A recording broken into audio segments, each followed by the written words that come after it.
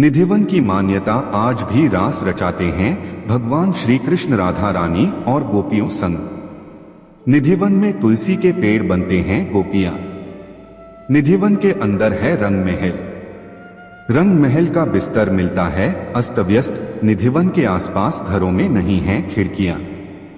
पशु पक्षी भी शाम होते ही छोड़ देते हैं निधिवन।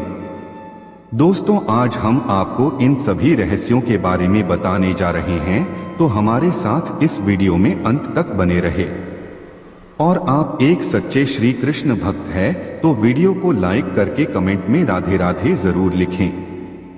कृष्ण की धरती कहा जाने वाला वृंदावन धाम अपने आप में बड़ा ही सुंदर है। यहाँ पर कई प्रकार के रहस्य छिपे हुए हैं।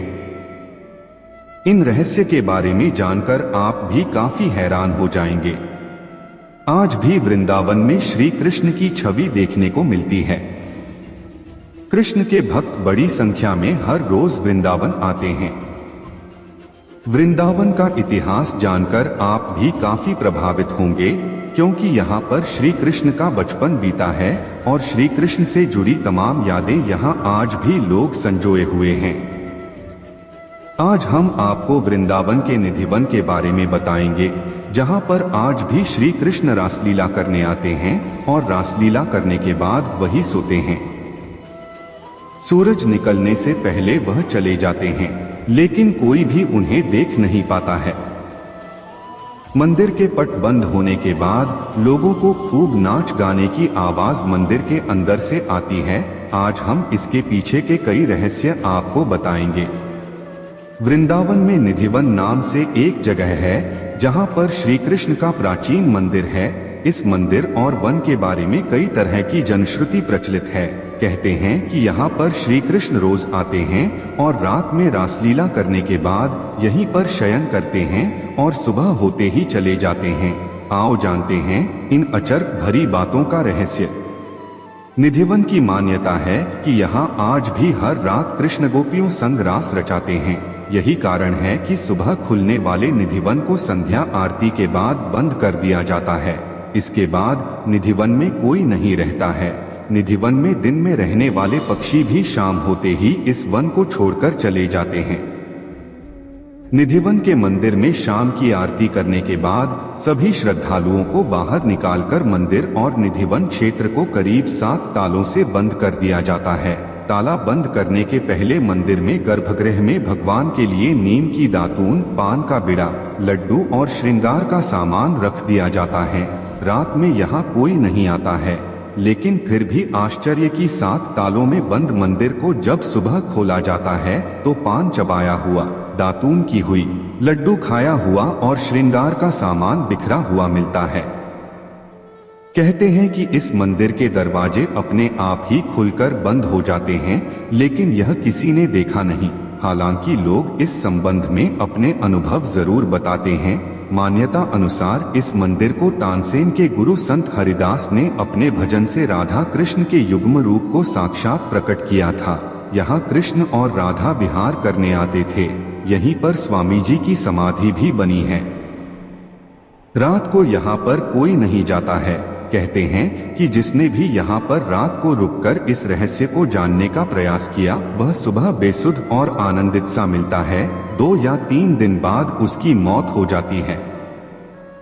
शाम के बाद यह मंदिर बंद हो जाता है और यह भी कहा जाता है कि अगर यहाँ कोई छुपकर रासलीला देखता है तो वह अगले दिन पागल हो जाता है। रात में यहाँ कोई भी नहीं रुकता है। स्थानीय लोगों के अनुसार ऐसा बरसों से होता आ रहा है। कुछ लोग इसे अंधविश्वास मानते हैं और कुछ लोग इसे श्री कृष्ण का चमत्कार। हालांकि सच क्या है यह तो शोध का विषय ही है। यह भी माना जाता है कि इस मंदिर में भगवान श्री कृष्ण स्वयं रोज रात को खुद शयन करने आते हैं। उनके सोने के लिए मंदिर के पुजारी रोज पलंग लगाते हैं और जिस पर साफ सुथरी गादी एवं बिस्तर के ऊपर चादर बिछाते हैं। पान का बीड़ा, लड्डू और दातून के साथ ही श्रृंगार का सामान रखते हैं। लेकिन कहते हैं कि जब मंदिर खुलता है तो उस बिस्तर की हालत देखकर सभी अचंभित हो जाते हैं, क्योंकि उसे देखकर लगता है कि यहाँ कोई सोया था। सबसे आश्चर्य की बात यह भी कि यहाँ प्रतिदिन माखन मिश्री का प्रसाद चढ़ाया जाता है और जो बच जाता है उसे मंदिर में ही रख दिया जाता है, लेकिन सुबह तक वह प्रसाद भी समाप्त हो जाता है। आखिर कौन खा जाता होगा वह प्रसाद? जनश्रुति है कि प्रतिदिन मंदिर के अंदर स्थित रग महल में कृष्ण राधा का पलंग लगा दिया जाता है और पूरा रग महल सजा दिया जाता है तथा राधा जी का श्रृंगार सामान रखकर मंदिर के दरवाजे बंद कर दिए जाते हैं। जब प्रातः दरवाजे खुलते हैं तो सारा सामान अस्त व्यस्त मिलता है। मान्यता है कि रात्रि में राधा कृष्ण आकर इस सामान का उपयोग करते हैं। कहते हैं कि यहाँ तुलसी के 2 पौधे एक साथ लगे हैं। रात के समय जब राधा और कृष्ण रास रचाते हैं तो यही तुलसी के पौधे गोपियां बनकर उनके साथ नाचते हैं। इन तुलसी का एक भी पत्ता यहाँ से कोई नहीं ले जाता है। जिसने भी गुपचुप यह कार्य किया वह भारी आपदा का शिकार हो जाता है। इस मंदिर के परिसर में उगने वाले पेड़ भी अजीब है। यहाँ के पेड़ की शाखाएं नीचे की ओर बढ़ती है। यह भी जनश्रुति है कि रात में ये सभी पेड़ गोपियां बनकर श्री राधा कृष्ण के साथ नाचते हैं और सुबह होते ही पुनः पेड़ बन जाते हैं। इन सभी पेड़ों को निधिवन का रहस्य, क्या सच में रास रचाने आते हैं, रात में राधा कृष्ण माना जाता है। श्रीमद् भागवत के 10वें स्कंद में रास पंचाध्यायी में भगवान श्री कृष्ण द्वारा शरद पूर्णिमा को यमुना पुलिन में गोपिकाओं के साथ महारास के बारे में बताया गया है। आज भी शरद पूनम पर निधिवन में होती है विशेष रासलीला, लेकिन कोई इसे देख नहीं सकता, बस महसूस कर सकता है। कहते हैं निधिवन के आलिंगनबद्ध पेड़ दरअसल यही रास रत गोपी कृष्ण हैं, जो प्रात होते ही पेड़ बन जाते हैं और रात्रि के नीरव में रास करने लगते हैं। यहाँ के आसपास के अधिकतर घरों में खिड़कियां नहीं हैं और जिनके घरों में हैं वे शाम की आरती के बाद खिड़कियां इस डर से बंद कर देते हैं कि कोई मंदिर की दिशा में देखे नहीं, अन्यथा वह अंधा हो जाएगा। कुछ लोगों ने वन की तरफ बनी खिड़कियों को ईंटों से बंद कर रखा है, जिससे कोई चाहकर भी इस वन की तरफ नहीं देख सके। वृंदावन में ऐसे कई बुजुर्ग हैं जो इस वन से जुड़ी कई रहस्यमय कहानियां बताते हैं।